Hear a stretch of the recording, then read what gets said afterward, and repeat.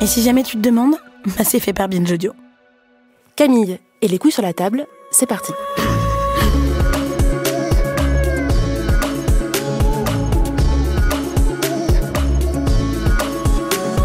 Salut Victoire Toyon. Salut Camille Regache.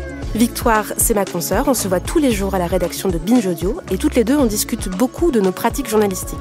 Et on a toutes les deux adoré lire Le génie lesbien d'Alice Coffin, qui parle certes des lesbiennes, mais qui est aussi un grand essai sur le journalisme. Alice Coffin, elle est journaliste et militante lesbienne. Elle a travaillé 10 ans au sein de la rédaction du journal 20 minutes. Elle est membre du collectif d'activistes La Barbe, qui dénonce avec beaucoup de joie, d'humour et de courage l'entre-soi masculin dans toutes sortes d'instances de pouvoir. Elle a aussi cofondé l'AJL, l'association des journalistes LGBTQI, et depuis juin 2020, elle est conseillère de Paris. Dans Le génie lesbien, Alice Coffin repense de fond en comble les bases du métier de journaliste. Par exemple, cette obligation à la neutralité et à l'objectivité. Et elle pose la question suivante: qui, aujourd'hui, a le droit et la possibilité de raconter le monde et l'actualité ? Alors on s'est dit qu'on allait interviewer ensemble Alice Coffin, tant ce qu'elle pointe et dénonce dans son livre concerne les deux sujets de nos podcasts, la masculinité et la norme hétéro. En l'écoutant, vous allez comprendre comment la production médiatique, mais aussi les critères de la bonne compétence journalistique sont marqués par des stéréotypes masculins. Pourquoi tant de réticence dans beaucoup de rédactions de médias aujourd'hui à aborder frontalement les questions de genre et d'homosexualité ? Si le journalisme est en apparence un secteur paritaire, c'est-à-dire que la moitié des détentrices de la carte de presse sont des femmes, c'est comme partout dans la société, dans tous les secteurs professionnels. Les femmes y sont, sauf exception, moins bien payées, à des postes plus précaires, moins prestigieux. Et puis, plus vous montez dans les échelons hiérarchiques, et plus il y a d'hommes. Des chefs de service, des rédacteurs en chef, directeurs de la publication, sans parler des propriétaires des médias. Comme ce métier est mal connu dans son fonctionnement concret, quotidien, on a commencé par demander à Alice Coffin, qui a aussi enseigné le journalisme, un petit exercice pédagogique. Elle va nous expliquer en quelques minutes comment sont choisies les informations qui seront publiées dans les journaux, à la radio, à la télévision. En fonction de quels critères est-ce qu'on choisit de traiter ou non une info ? Alors, il y a plusieurs biais par lesquels un pan de la réalité, du réel, va devenir labellisé comme information. Il se passe sur la planète des milliards de choses à chaque minute. Qu'est-ce que les journalistes vont repérer dans tout ce qui se passe autour de nous pour dire « Ah, ça, je vais faire en sorte que ce petit bout du réel-là, cet événement qui a surgi à tel endroit, devienne une information parce que j'en parle dans mon journal, dans mon émission. » Donc pour ça, il y a plusieurs méthodes. Malheureusement, je crois si je devais penser à la première, c'est de savoir est-ce que d'autres en ont parlé. C'est-à-dire, est-ce que d'autres médias ont déjà parlé de cette info-là et qu'on a plus tendance, en tant que journaliste, moi j'entendais beaucoup plus dans la rédaction la phrase « est-ce qu'on l'a ?» qui était une phrase très typique de journaliste, qui veut dire est-ce qu'on n'a pas loupé une info ? Et on réfléchit plus à est-ce qu'on a l'info ? Est-ce qu'on a, c'est-à-dire cette information que d'autres ont déjà donnée ailleurs, est-ce que nous on l'a prise en compte ou pas encore ? Ou est-ce qu'il faut nommer, c'est comme ça que ça se passe après, une journaliste de la rédaction pour s'en occuper et écrire l'article en question. Donc ça, c'est les informations où on s'inspire d'autres choses, et c'est d'ailleurs, moi, un des exercices auxquels j'ai été aussi confrontée quand j'étais en école de journalisme ou quand je faisais la période en spécialité télé. Le matin, on se réunissait autour des pages du Parisien, par exemple, pour dire ça a été traité comme sujet, on va les illustrer. Et encore une fois, ce qui vaut comme info, c'est ce que les autres en disent. Dans beaucoup de rédactions, ça peut être ce que l'AFP, l'agence France Presse, qui est une agence média. Moi, je suis frappée par le fait que ça soit encore très peu connu. J'ai enseigné aussi le journalisme à des gens qui n'avaient pas vocation à devenir journalistes, mais par exemple à travailler dans les métiers d'attaché parlementaire, de gouvernance, et même ne connaissaient pas du tout, alors que ça a un rôle si central. Quand on est journaliste, on connaît par cœur ce qu'est l'AFP, la façon dont ça fonctionne. Pour expliquer comment ça se passe très concrètement, on a accès, quand on est journaliste dans des grosses rédactions, au fil de l'AFP, mais donc il y a une dépêche toutes les minutes quasiment. Et puis il y a des dépêches qui ressortent plus fort que d'autres, il y a des dépêches urgentes, il y en a qui sont prioritaires, et c'est en fonction de ça, il y a toujours quelqu'un chargé de vérifier le fil des dépêches AFP. Tout à fait. Et sachant que l'AFP a des journalistes aussi qui font un travail, on a toujours l'impression aussi de penser ça comme une agence comme ça, mais qui font aussi, pour certains, un travail absolument remarquable et de fond. Ce n'est pas seulement que de la production d'infos institutionnelles. Puis, la deuxième chose peut-être qui est importante de préciser aussi pour savoir comment s'est fabriquée l'information, c'est que c'est pas un journaliste tout seul dans son coin qui va décider que il va écrire son article et ça va être publié dans le journal. Ça passe par un système hiérarchique assez fort. Ça passe par des systèmes hiérarchiques très forts et ça, on le sait d'autant plus quand on est, comme moi je l'ai été, une journaliste qui s'intéresse à des sujets, je pense aux problématiques féministes, aux problématiques liées aux minorités, qui ne sont pas privilégiées par les rédactions. Et c'est moi, mais c'est d'autres, parce que j'enquête beaucoup sur ces sujets-là et je continue à beaucoup en discuter avec l'ensemble des journalistes sur leur travail dans les rédactions de taille moyenne, grande, petite.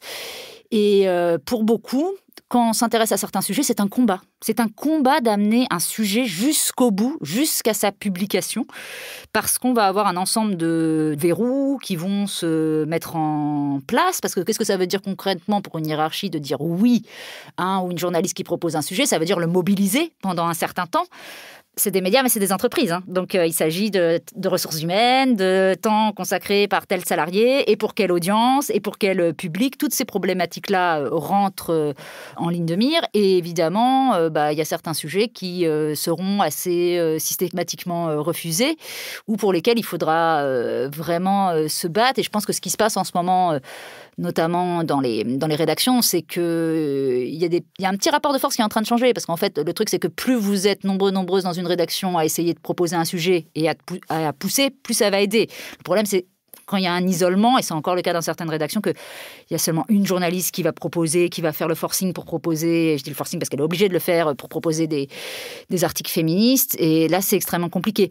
Mais c'est intéressant de voir que je pense qu'en définitive, le plus gros danger pour qu'une information ne sorte pas, c'est l'autocensure des journalistes. C'est-à-dire, c'est pas ça la première chose, mais c'est le fait d'être parfois tellement découragé, épuisé, qu'on ait proposé un sujet une fois, 2 fois, et puis qu'il ne rencontre pas un gros assentiment, que de baisser les bras et de se dire je vais faire comme ils veulent, je vais faire ce qu'ils demandent. Et ça, je pense que c'est la plus grande chose qui se passe. Et c'est pas tellement, moi j'entends beaucoup dans un avis général qu'on peut avoir pour des gens qui connaissent pas le journalisme, des histoires de pression. Mais du coup, quel est l'argument en fait qui est avancé quand on dit non, ce sujet passe pas? Par exemple, prenons le cas d'un sujet féministe. Qu'est-ce qu'un chef de hiérarchie, quelqu'un en haut de la hiérarchie, un chef va répondre en disant on refuse ton sujet parce que. Et là, qu'est-ce qui a avancé, du coup, pour que ça ne devienne pas une information valable au sein du média? Alors, le plus gros argument que j'ai eu, et que je sais pas mal d'autres ont aussi, c'est pas du journalisme, c'est du militantisme. Donc moi, j'ai eu beaucoup le droit à ça. Et c'est très intéressant parce que cette frontière-là, elle peut varier. Et c'est valable pour les frontières entre journalisme et militantisme, mais aussi pour d'autres objections qui peuvent être apportées. Par exemple, ça n'intéresse pas les gens, ou personne ne la connaît. Bon, ça va pouvoir être mouvant au fil du temps. Un sujet qui va être refusé à un moment, il va pouvoir être accordé à un autre. C'est une façon d'avoir conçu le territoire journalistique et de dire qu'est-ce qui est une info, qu'est-ce qui n'est pas une info. Et je prends un exemple. Moi, je souhaitais, quand j'étais journaliste à 20 minutes, au service médias et culture, toujours pointer lorsque il y avait des festivals, des événements où il n'y avait que des hommes qui étaient programmés ou sélectionnés, ou lors d'une réunion politique. Ça me semblait du domaine de l'information, de dire tiens, c'est une réunion ultra de faire exclusivement un petit papier masculine. Pour dire... De le placer là-dedans, mais j'étais même pas aussi ambitieuse. Je crois que j'avais déjà l'autocensure. Je savais que ça passerait pas du tout que ça soit l'objet d'un seul papier, mais au moins de le dire que ça vaut en ce qu'on appelle en accroche, en début d'article, pour le signaler, ou qu'à un moment ça soit dit parce que ça faisait partie de l'information à donner dans l'article. Ça m'était très clairement refusé. C'est-à-dire que j'avais des mails qui pouvaient me dire non, Alice, là c'est complètement hors sujet, ça c'est du militantisme que de dire ça dans ton article. Ça, c'était début des années 2010. Maintenant, l'AFP, l'Agence France Presse, le mentionne très explicitement, voire va pouvoir, en fait, une dépêche. C'est devenu un sujet d'information de savoir que les statistiques du Festival de Cannes en matière dans sa sélection entre hommes et femmes, ça, c'est devenu une info. Donc, ça prouve bien le caractère extrêmement mouvant de ce qui est nommé information et de ce qui est rejeté hors du registre de l'information. Et je pense que c'est vraiment capital parce que je sais pas, en fait, la représentation qu'on a d'une rédaction est de savoir comme si il y avait un absolu. Nous sommes co-créateurs, co-créatrices en tant que journalistes de cette information-là. C'est nous qui décidons de ce qui est une info ou qui n'est pas une info. Et c'est un récit. Enfin, je veux dire, il y a un récit de l'information parce que sinon, ça n'aurait pas tellement de sens. Je veux dire, si on avait la capacité de juste faire tenir tout ce qui se passe dans la planète, dans des colonnes de journaux, dans des reportages, ça serait un peu étrange. Le monde, le réel a son existence. Nous, on est là pour le raconter. Et évidemment, qui dit récit, dit version d'un récit, dit subjectivité dans le récit, et dit manière de l'écrire, donc dit choix C'est ce qu'on appelle les choix éditoriaux aussi, et qui répondent effectivement à de nombreux critères. Et je pense aussi que pour qu'une info soit labellisée une info, ça tient parfois à rien. Dans le génie lesbien, tu dis que la compétence technique, le talent artistique, la performance physique, c'est des standards qui sont fabriqués par les hommes pour les hommes. En quoi, pour le journalisme, c'est la même chose? En quoi la compétence journalistique, c'est une compétence masculine qui a été enseignée? Alors, la question de la compétence, elle est importante parce que je crois que c'est l'argument principal que j'entends lorsque j'adresse ou l'on adresse collectivement des reproches à tel ou tel milieu de n'être occupé, gouverné que par des hommes, en disant pour nous, c'est pas une question de sexe. Ils disent pas genre, ils disent sexe. C'est pas une question de sexe, c'est une question de compétence. Vous pensez bien que si les personnes les plus... on prend vraiment les personnes les plus compétentes, il se trouve que c'est que des hommes. Ça, évidemment, qu'on va le retrouver dans le milieu journalistique. Pas seulement pour disqualifier des femmes, mais aussi pour disqualifier un ensemble de personnes qui n'auraient pas les compétences journalistiques. Et donc, ça veut dire, en gros, qu'ils ne seraient pas ce que l'on attend d'un, exprès, journaliste, pas une journaliste, et qui c'est pas seulement le fait d'être une femme, ça peut être le fait de ne pas être blanc, de ne pas être d'une certaine classe sociale, de pas... Ça paraît exagéré et caricatural, mais je vous assure, ça l'est pas. En fait, parce que ça se traduit, c'est pas tant... Il pourrait y avoir du racisme, du sexisme, du classisme, ce que vous voulez, dans la façon... Ça existe, dans ça les existe. médias. Voilà, on est d'accord que les médias, c'est pas un monde à part. Exactement. Ça, c'est évidemment, ça joue là-dedans, dans les discriminations à l'embauche, comme classiquement ailleurs. Mais je crois vraiment qu'il n'y a pas que ça. Il y a aussi... Je l'ai vu vraiment, parce que moi, je travaille beaucoup à essayer d'amener certaines journalistes dans des rédactions à faire... pas des pressions, mais à inciter certaines journalistes que je connais qui occupent maintenant des postes en responsabilité à embaucher telle personne plutôt qu'une autre.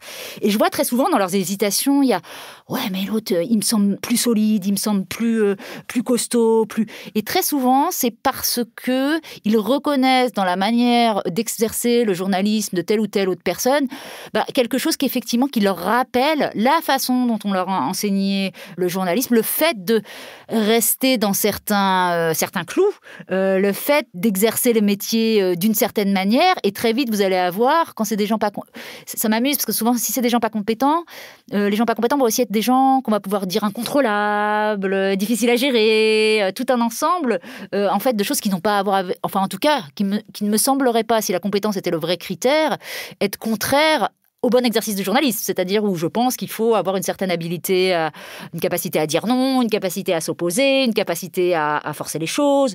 Donc, qui fixe ces critères-là de ce qu'est un bon ou un mauvais journaliste? C'est évidemment selon la forme qu'on veut donner à la fabrication de l'information. C'est entièrement lié, en fait, quoi.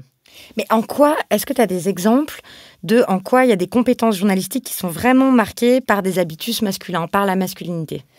Oui, alors moi, là où ça me frappe le plus, c'est au-delà même d'exemples, c'est même une création d'un certain type de l'information que sont par exemple les chaînes d'information continue. Ah, les chaînes d'information continue, toi tu dis que ce sont des excroissances de la masculinité toxique. Je trouve ça très juste et j'ai très envie que tu développes pourquoi. Donc les chaînes d'information continue, c'est bien BFM TV, CNews, qu'est-ce qu'il y a encore ?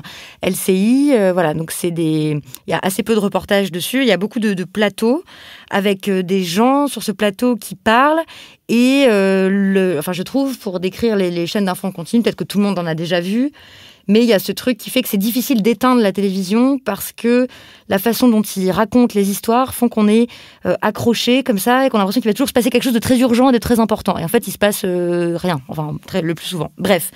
Pourquoi les chaînes d'infos en continu, c'est une excroissance de la masculinité toxique et où est-ce qu'on voit que les compétences demandées sur ces chaînes sont très marquées par une certaine forme de masculinité dominante? Bon, les chaînes d'information en continu, de BFM à CNews, c'est très important, parce que là aussi, pour raconter, si vous êtes dans une rédaction, la plupart des rédactions, c'était le cas à 20 minutes, il y a BFM qui est allumé en permanence, une chaîne d'infos continue qui est allumée, c'est ça, je parlais de l'AFP ou du Parisien qui peuvent donner le ton, mais maintenant, ces dernières années, c'est aussi vraiment les chaînes d'infos continues qui donnent le ton de ce que les autres vont aussi raconter. Donc on parle de quelque chose de fondamental dans la façon dont se construit l'information en France. Or, ce quelque chose de fondamental, moi j'estime, enfin c'est mon analyse, que ça a tout à voir avec la masculinité, avec ce qu'on appelle même la masculinité toxique, c'est-à-dire beaucoup de comportements qu'on enseigne, qu'on inculque aux petits garçons, qui font par exemple que les petits garçons se sentent plus autorisés que les petites filles à prendre la parole sur tout et n'importe quoi, à s'exprimer même si ils n'ont pas spécialement quelque chose à dire, ou que devenus hommes, ils déploient tout ce qu'on peut appeler le man-trupting, qui consiste à interrompre systématiquement une interlocutrice, même s'ils n'ont pas une bonne expertise du sujet, et à se sentir autorisés à occuper l'espace. Ça, c'est très basique ce que je dis, enfin vraiment l'occupation de l'espace par les petits garçons, par les hommes, c'est quelque chose qui est recherché, admis. Eh bien, les chaînes d'information continue, elles fonctionnent exactement là-dessus. C'est-à-dire, puisqu'elles doivent sans arrêt renouveler leur plateau, elles sont là 24 heures sur 24, donc il faut renouveler, il faut inviter de nouvelles personnes sans arrêt. Pour ça, elles choisissent d'aller vers... elles ont besoin de gens qui n'ont pas trop de scrupules, qui sont tout à fait à l'aise à venir s'exprimer sur tout et n'importe quoi, à prendre la parole très aisément, même sur un sujet qu'ils ne maîtrisent pas très bien. Et ça nous rappelle beaucoup l'attitude des hommes, justement, dans des conversations à caractère plus privé et hors système de l'information. Et ce qui est intéressant, c'est que quand c'est étudié tel quel, pour dire, quand même, et moi je passe mon temps à publier des photographies de plateaux de chaîne télé, de BFM, à LCI, en passant par France TV Info, où il n'y a que des hommes sur le plateau, les arguments avancés confirment cette théorie-là, pour moi, que c'est vraiment des excroissances de la masculinité toxique, parce qu'on dit, oui, mais tu comprends, les femmes, elles refusent, quand on les appelle, les hommes, ils disent oui tout de suite, les femmes, elles se sentent pas légitimes, elles pensent qu'elles peuvent pas venir, moi, tous les mecs me disent oui tout de suite, dans le meilleur des cas, je vous dis ça, parce que souvent, comme il y en a pas, c'est genre, écoutez, je fais ce que je veux avec mon plateau, et puis voilà. Oui, et peu importe les hommes et les femmes, ils voient même pas le problème. Mais pour celles et ceux qui voient très bien le problème, et il y en a quand même pas mal, ils vont arguer que c'est problématique sur les réticences des femmes. Mais moi, ce que je trouve incroyable, c'est que, heureusement qu'elles ont ces réticences-là. C'est-à-dire que, encore une fois, si on veut voir de quel côté devrait pencher l'humanité, allons voir du côté des femmes plutôt que du côté des hommes. Et au lieu de dire, il faut, et souvent, c'est très souvent ce qu'on dit, il faut que les femmes apprennent, soient formées, à être plus sûres d'elles et à dire oui à n'importe quel moment. Les mecs font comme ça, donc nous aussi, on doit faire comme ça. Moi, je crois pas qu'on doit faire comme ça. Parce qu'en faisant comme ça, on encourage justement ce système de l'information-là. Et en fait, elles vont toujours venir s'y cogner. On fait comme si c'était anodin, comme si c'était un hasard, que tiens, les femmes, elles osent pas y aller, les hommes, ils osent y aller. Mais elles n'ont aucune chance là-dedans. C'est-à-dire que le système, il repose là-dessus. Il va pas changer pour ça. Il repose sur le fait de produire de l'info où on parle de n'importe quoi, où on est très sûr de soi, où on est capable d'exprimer un point de vue en 3 secondes. Tout ce qui crée, de manière plus générale dans la société, de lourds dysfonctionnements, des mécanismes de domination, des mécanismes où on ne prend pas le temps d'expliquer, etc. Et ça, je pense que c'est vraiment lié, vraiment, vraiment lié à la masculinité, qui a un lien absolument direct, et que c'est donc bien logique que les femmes se retrouvent exclues de cette sphère-là, puisqu'elles ne correspondent pas à ces critères qui sont ceux de la compétence pour les choses de la chaîne d'information continue, par exemple. Ça, c'est être compétent pour une chaîne d'information continue. Être compétent, être validé pour venir sur un plateau, il faut développer, avoir certaines facultés qui sont pour moi celles de la masculinité.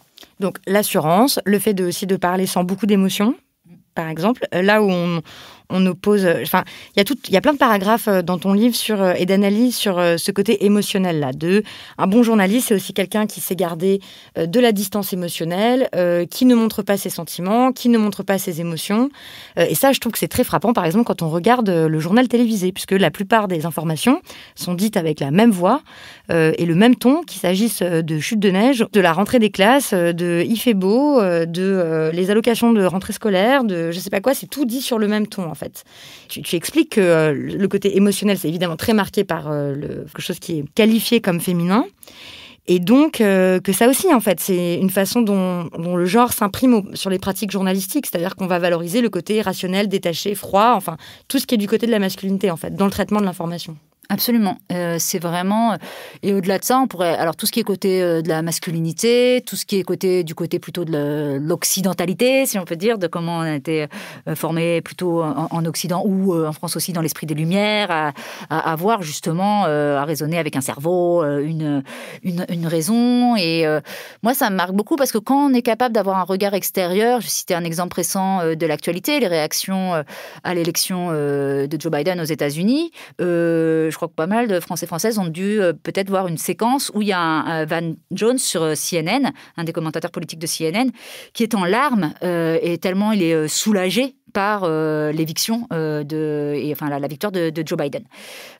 Et ces armes sur un plateau, elles sont importantes en fait, et comme si ça faisait pas aussi partie des capacités de réaction et de penser que tout d'un coup, parce que si on est sur un plateau télé, parce qu'on s'exprime dans un journal, on n'agirait plus en tant qu'être humain, c'est un mensonge déjà. Donc c'est déjà créer de l'artificialité dans la façon dont on va raconter l'information. C'est déjà se mettre dans un moule, dans une certaine forme, revêtir un certain costume qui, à mon avis, est fortement nuisible et toxique sur la façon de raconter l'info, d'une part. Donc c'est mauvais pour le journalisme. Et puis d'autre part, a tendance à exclure tout un nombre de personnes qui, effectivement, ont des réflexes différents, des tempéraments, des comportements différents dans leur vie. Et oui, de fait, ça exclut beaucoup également les femmes de ces sphères-là ou de ce que serait le bon journalisme, mais ne pas prendre en compte qu'il y a de la subjectivité, qu'il y a de l'émotion, c'est aussi une machine à broyer les capacités de révolte, je pense, parce que c'est aussi avaliser le pouvoir, c'est-à-dire avaliser la capacité de réagir de manière tout à fait neutre, non émotionnelle, à toute information. C'est pas possible. Je veux dire, ça veut dire que pourquoi justement on est capable de s'émouvoir, parce qu'en fait, sur ce journaliste qui réagit en pleurant à la victoire de Joe Biden, parce que là, en France, ça a été avalisé que Donald Trump, c'est le mal. Ça, c'est pas bien. Donc, oui, mais ça, c'est normal. Mais il y a d'autres choses. Et moi, je suis d'accord qu'on peut dire Donald Trump, c'est le mal ou c'est pas bien sûr. Ou pour le dire de manière un peu plus articulée, c'est le summum d'un certain rapport de domination, pouvoir et d'écrasement des autres par une personne ou par un pouvoir. Mais ça, ce mécanisme d'écrasement des autres par une personne ou par un pouvoir, mais tous les jours, ça arrive en France. Tous les jours, en fait, dans les journaux télévisés, on nous raconte aussi certaines prises de position de chefs d'entreprise, de certains ministres du gouvernement, de certains qui demanderaient à avoir une réaction bien plus virulente, empathique, en colère. Et comment ça se fait qu'on n'y a jamais le droit? Et je pense que si on apprend ça au journalisme, c'est aussi parce que c'est une manière de préserver le pouvoir. En définitive, c'est quand même ça. C'est comme quand on leur apprend, moi ça me frappe beaucoup, parce que ça participe aussi de l'émotion, à toujours mettre une distance critique dans ce qu'ils disent, par exemple très concret dans leur titre. Par exemple, si vous avez un événement raciste, sexiste qui survient, ils vont pas dire attaque raciste, attaque sexiste, ils vont dire attaque jugée raciste ou attaque sexiste selon les réseaux sociaux ou selon telle association. Taxé de sexisme. C'est sans arrêt. C'est vraiment des mots qui reviennent assez systématiquement. Voire, moi, quand j'écrivais en toutes lettres, dans un titre, des mots racistes, sexistes, homophobes, on me les retirait en me disant « Tu as quelqu'un qui a dit ça ? Pourquoi ? Est-ce que j'ai quelqu'un ou une asso ou un autre compte Twitter à citer ? Pourquoi est-ce que moi je ne peux pas le dire ? Et je crois que ça a à voir précisément avec la capacité, parce que qu'est-ce que c'est que le sexisme, de nommer le pouvoir ? C'est-à-dire que qu'est-ce que c'est le sexisme ou le racisme en définitive ? C'est une prise de pouvoir de certains sur d'autres. C'est vraiment à la base des choses de fonctionnement humain. Et que les journalistes ne soient pas capables de voir ça, veulent dire qu'ils se mettent d'un certain côté du pouvoir et de sa préservation. En fait, c'est toujours c'est des rapports de pouvoir. Les rédactions au sein des rédactions, on a des rapports de pouvoir entre des journalistes qui essayent de résister à ça. Moi, c'est ce que j'ai fait, mais qui en sont souvent évincés du coup.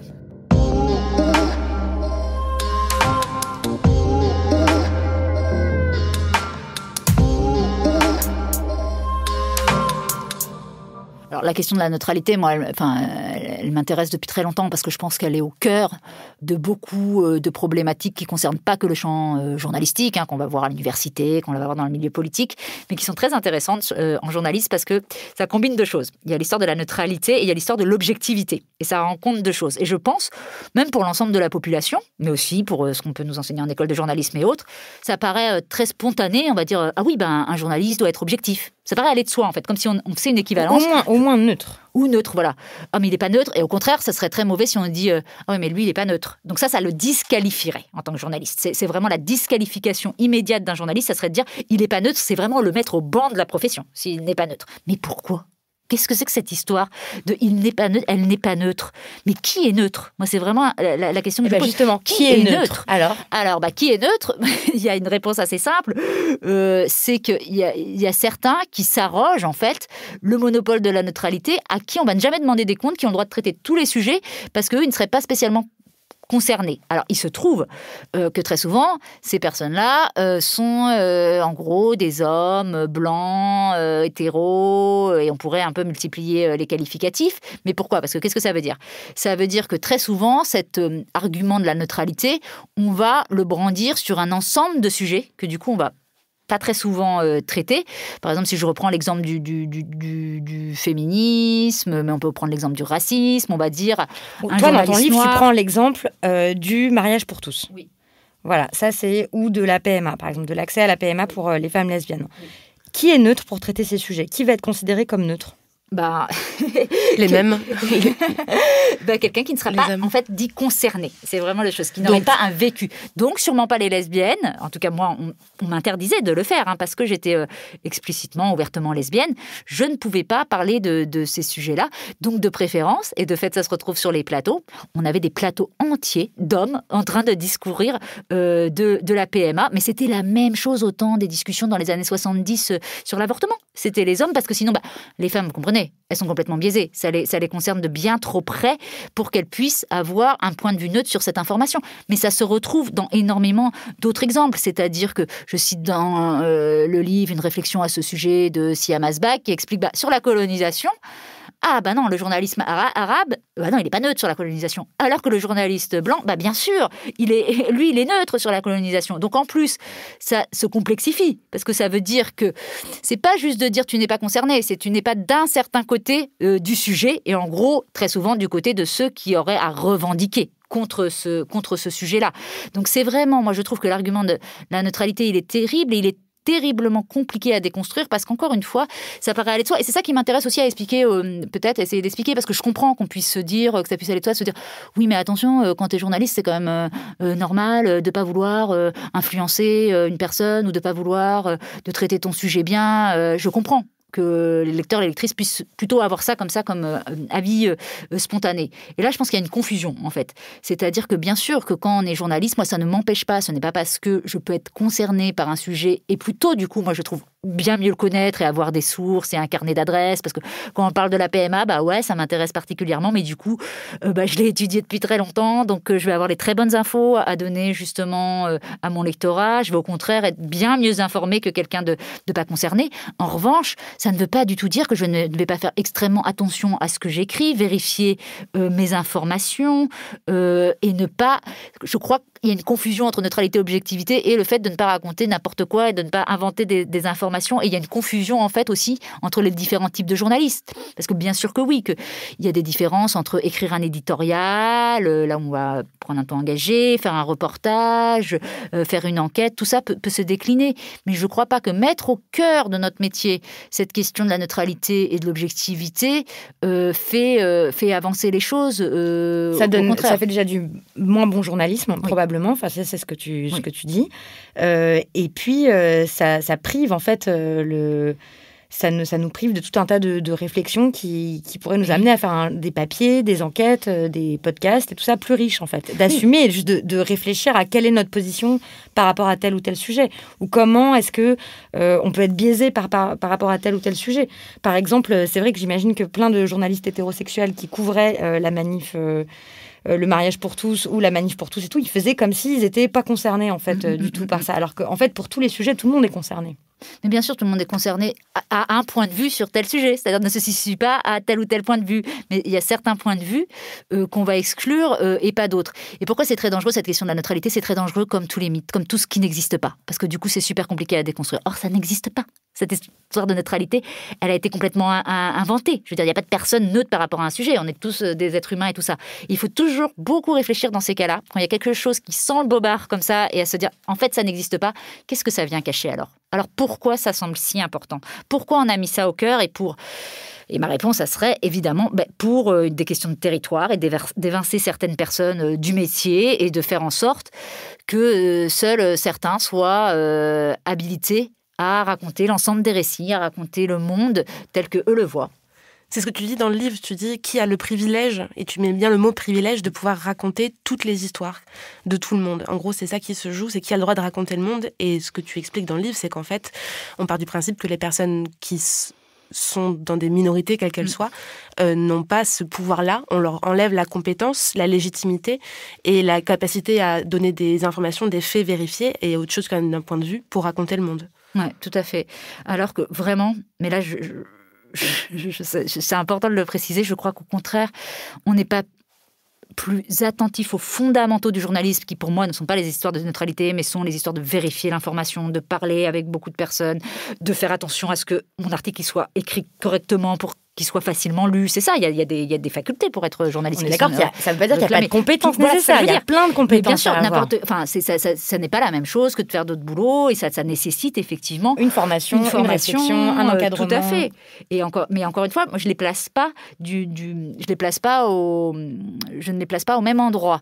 Et je crois qu'au contraire, ces nécessités-là, ces facultés-là qui sont si importantes, je n'y fais jamais autant attention que quand je vais parler d'un sujet qui me concerne. C'est-à-dire parce que je sais, et je vous assure que tous les journalistes qui sont concernés, s'ils vont étudier un truc, ils vont être d'autant plus vigilants parce qu'ils savent qu'on va pouvoir leur faire le reproche, en fait, de cette histoire de ne pas être neutre. Donc, ils vont être encore plus scrupuleux que scrupuleux sur ce qu'ils écrivent quand ils sont concernés par le sujet, quand elles le sont. C'est quelque chose de très humain, en fait. Donc, je crois qu'au contraire, ça offre des garanties sur le b.a.-ba journalistique que de confier souvent ces sujets-là aux personnes concernées.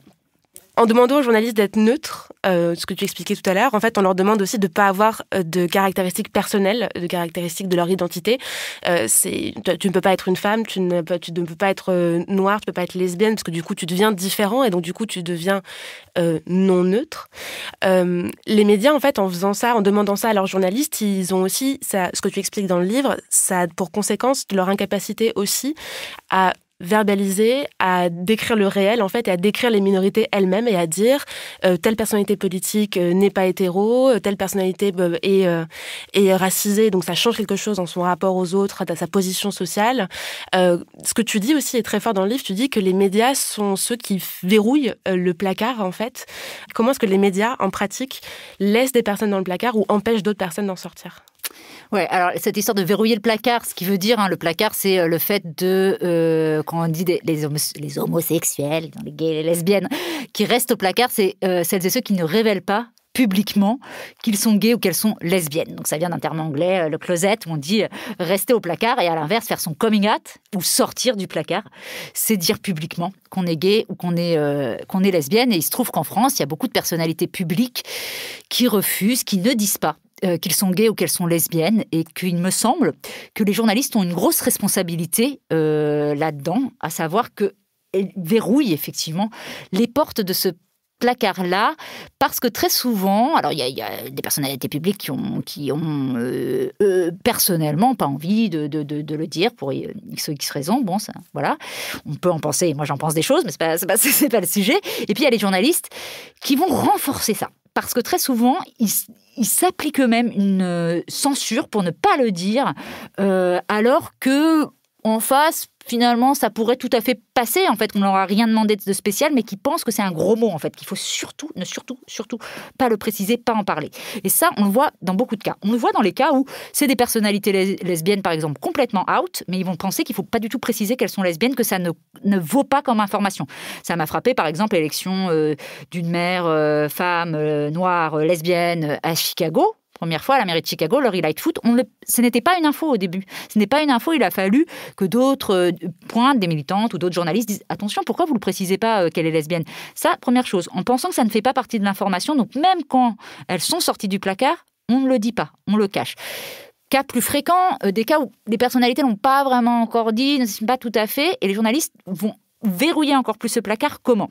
Notamment parce qu'ils ont un regard on appelle hétérocentré. Ça veut dire que pour eux, le monde se compose d'hétérosexuels. Et que ça veut dire que, par exemple, quand ils font des interviews avec une personnalité, avec une célébrité, si c'est une femme, ils vont te demander « Et les amours, alors, vous avez un compagnon en ce moment, un amoureux, un petit, pas une petite chérie ?» Et ça, c'est super dur, en fait. Alors que d'introduire, ne serait-ce que d'introduire la possibilité d'une question différente, et je vous parle notamment des cas où le journaliste sait très bien que la personnalité publique en face, elle est lesbienne, qu'elle ne l'a pas dit pour l'instant, mais typiquement, elle pourrait peut-être l'amener à le dire en posant sa question de manière juste un peu plus ouverte. Et c'est un exemple infime, mais ça montre à quel point c'est hétérocentré.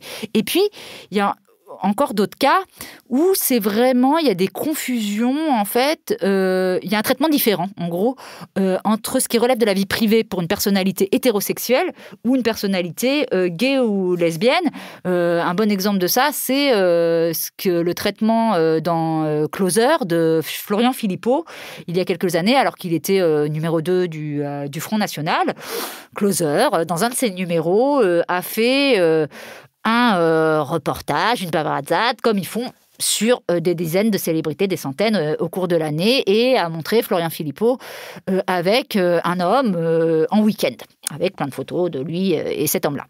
Et alors là, la plupart des journalistes français, que ça aille de représentants de l'AFP, du Monde, de l'Obs, bref, se sont élevés en disant scandaleux, atteinte à la vie privée, c'est la fin de tout. Enfin, vraiment, c'était vraiment vu comme une catastrophe. Et tous les semaines, et on peut trouver effectivement que les tabloïds, que la presse people, qui a énormément de choses à redire, ce n'est pas le sujet. Mais tous ces gens-là, et je parle de Christophe Barbier à l'Express, à Abel Mestre au Monde, enfin vraiment un ensemble de personnes. Toutes les semaines, ils ne prennent pas leur plume pour dire c'est scandaleux ce que fait Closer. Ils le font parce que Florian Philippot, il s'agit d'homosexualité. Donc, ils introduisent un critère différent. Et qu'est-ce qu'ils nous disent là-dedans ? Ils le font presque comme si c'était aussi un élément de dévalorisation, d'infamie pour Florian Philippot que d'être gay. Donc, c'est ça qui nous amène à penser avec ce biais-là.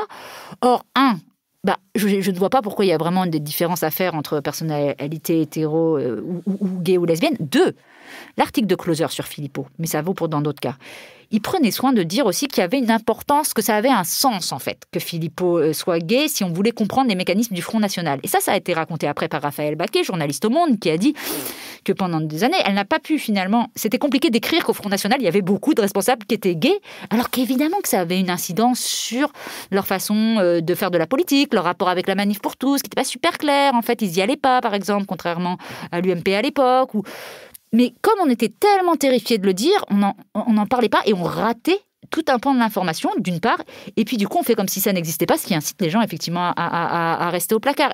Et du coup, ne pas nommer, c'est invisibiliser, donc c'est participer à maintenir toute une partie des gens au placard, ou faire comme si c'était très sulfureux, encore. Oui, et c'est fabriquer un monde complètement artificiel où la majorité des gens seraient des hommes, où la majorité des gens seraient des blancs et où la majorité des gens seraient...